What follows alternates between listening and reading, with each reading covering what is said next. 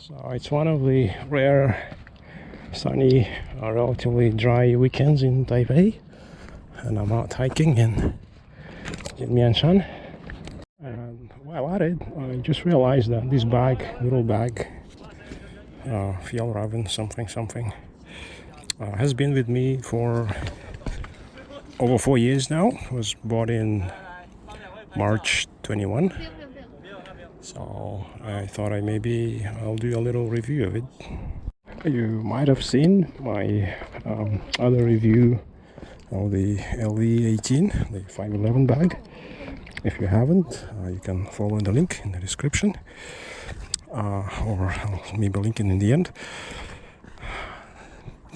But that bag is my main travel bag and occasional office commute bag.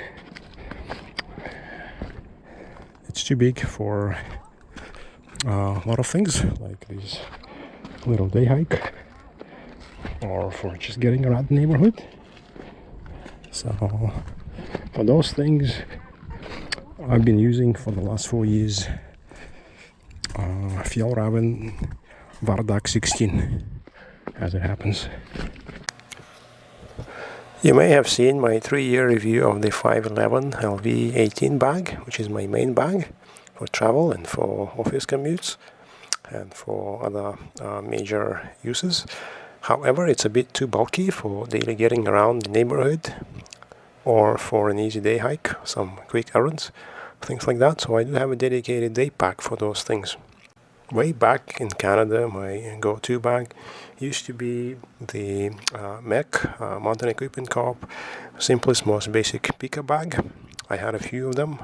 They served me for years and years, and they were so basic and affordable. I think they used to be just about 19 bucks Canadian then, and I would buy them occasionally as Canadian gifts for friends and relatives overseas.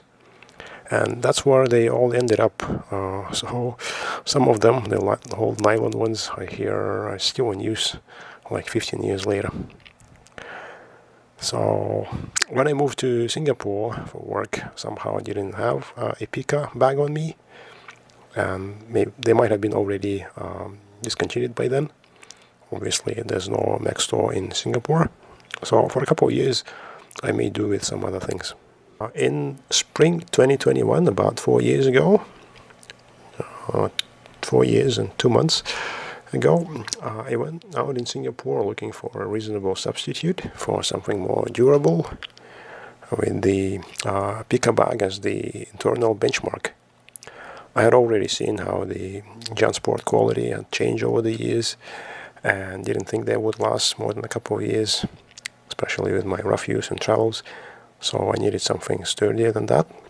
And when I saw at an office stationery shop how dense the fabric was on these Fjalraven's vintage skull packs, I thought, maybe these ones will last. So I got one in March 2021, and it's been with me ever since, almost in daily use, both at my regular locations and during travels. The store price in Singapore at the time was about 120 Singapore at the time. It's still generally retailing for about 120, 130 in Singapore, or about 100 USD based on this Amazon price at least. I bought it for $60 or $80 Singapore at the time, because I bought a lightly used second-hand one from the carousel. It was practically brand new. In Taiwan, it's retailing for 2,200 Taiwan dollars, which is roughly 67, 68 USD, a lot cheaper than in Singapore. So that's probably the rock bottom price for them.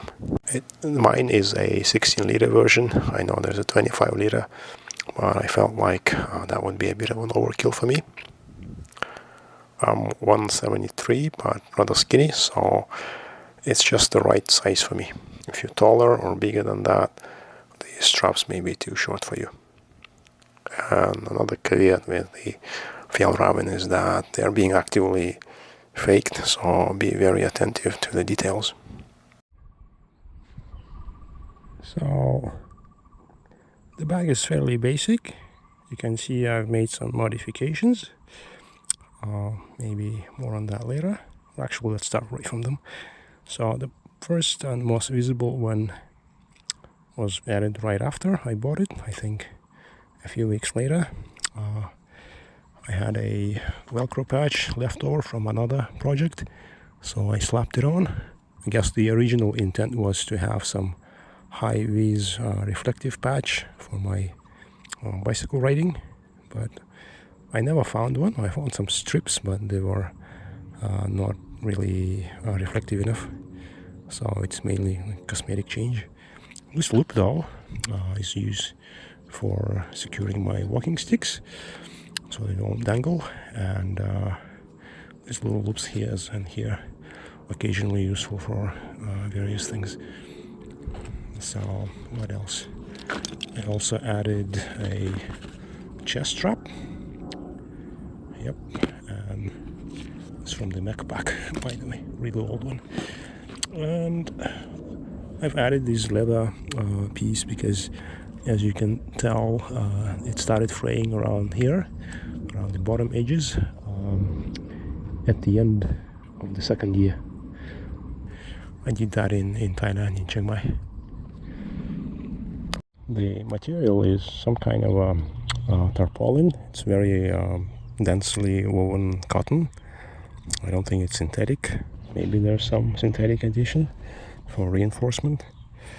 It feels a bit like Brezent, but much more refined.